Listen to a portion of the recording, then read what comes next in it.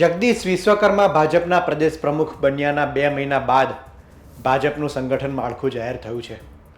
10 મંત્રી, 10 ઉપપ્રમુખ સહિત 27 લોકોનું સંગઠન માળખું જાહેર કરવામાં આવ્યું છે. ઓક્ટોબર મહિનામાં જગદીશ વિશ્વકર્મા પ્રદેશ ભાજપના પ્રમુખ બન્યા હતા. ત્યારબાદ 2 મહિના બાદ આ સંગઠન માળખું જાહેર કરવામાં આવ્યું છે.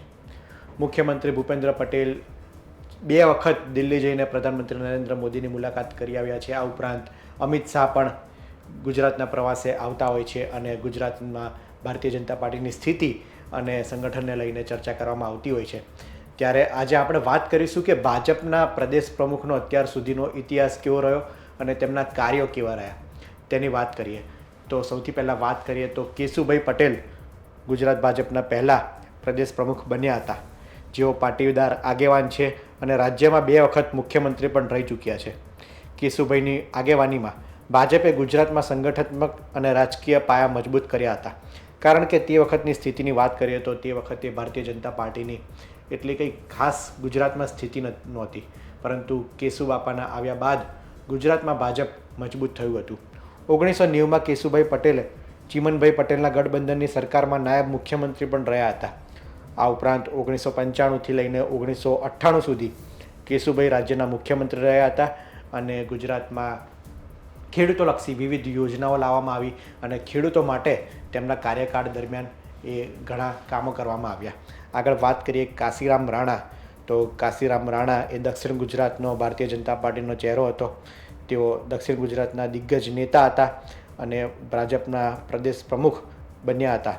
શરૂઆતની વાત કરીએ તો શરૂઆતમાં ભાજપનું વિસ્તરણ એ સૌરાષ્ટ્ર અને ઉત્તર ગુજરાત પૂરતું હતું.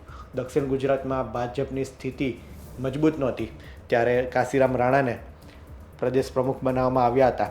1990ના દાયકામાં દક્ષિણ ગુજરાત એ ભારતીય જનતા માટે પડકારજનક હતું. સુરતના કાશીરામ રાણાને દક્ષિણ ગુજરાતમાં ભાજપનો પાયો સુરતના કાશીરામ રાણાએ નાખ્યો હતો. ભાજપના શહેરી વિસ્તારો ઉપરાંત આદિવાસી પટ્ટામાં પગપેસારો થયો હતો. કાશીરામ રાણાના કાર્યકાળ દરમિયાન આદિવાસી વિસ્તારમાં ભારતીય જનતા પાર્ટીની સ્થિતિ મજબૂત થઈ હતી. આગળ વાત કરીએ તો પ્રદેશ પ્રમુખોમાં અત્યાર સુધીની વાત કરીએ તો સૌરાષ્ટ્રનો દબદબો ખાસ કરીને જોવા મળતો હતો. 1990ના દાયકામાં કહેવાતું હતું કે ભાજપ એ સૌરાષ્ટ્ર અને ઉત્તર ગુજરાતની પાર્ટી છે, પરંતુ ભારતીય જનતા પાર્ટીની પ્રદેશ પ્રમુખની વાત કરીએ તો સૌરાષ્ટ્રના નેતાઓ જ ભાજપમાં ઉચ્ચ સ્થાને મોખરે રહ્યા હતા.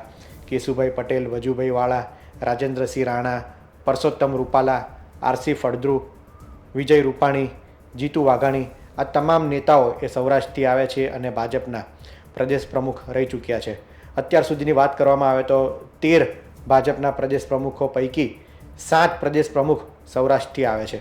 હવે આગળ વાત કરીએ તાજેતરના 21મી સદીની વાત કરીએ તો CR પાટીલ એ 2020 કોરોના કાળ દરમિયાન ભાજપના પ્રદેશ પ્રમુખ બન્યા હતા. ખૂબ જ કપરો સમય હતો.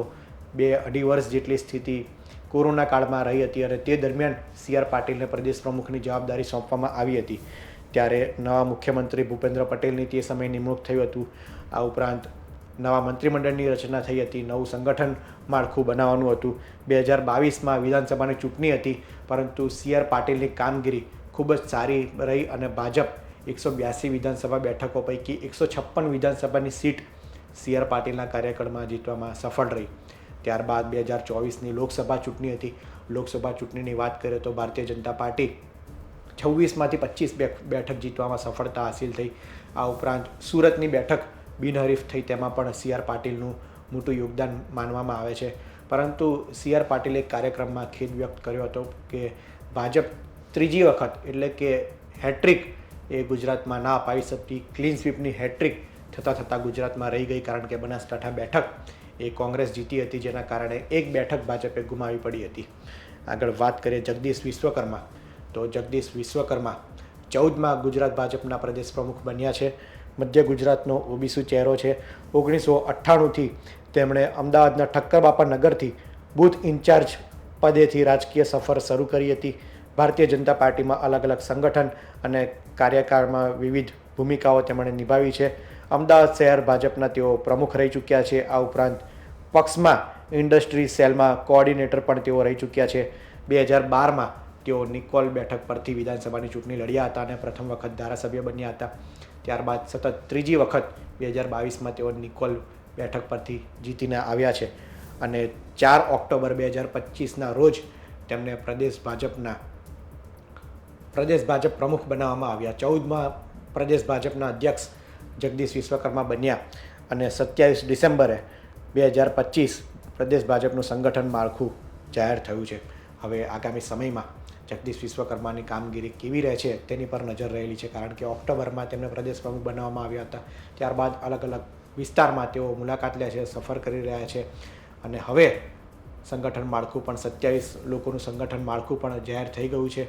એટલે હવે આગામી સમયમાં સરકાર સાથે તાલમેલ સાથે તેમણે કામ કરવાનું છે. આગામી સમયમાં ચૂંટણી આવી રહી છે, સ્થાનિક સ્વરાજ્યની ચૂંટણી આવશે, કોર્પોરેશનની ચૂંટણી આવશે, 2027 વિધાનસભાની ચૂંટણી આવશે અને બીજી તરફ વિપક્ષ પણ ગુજરાતમાં મજબૂત થઈ રહ્યો છે, ત્યારે તેમની કામગીરી ખાસ જોવાની રહેશે.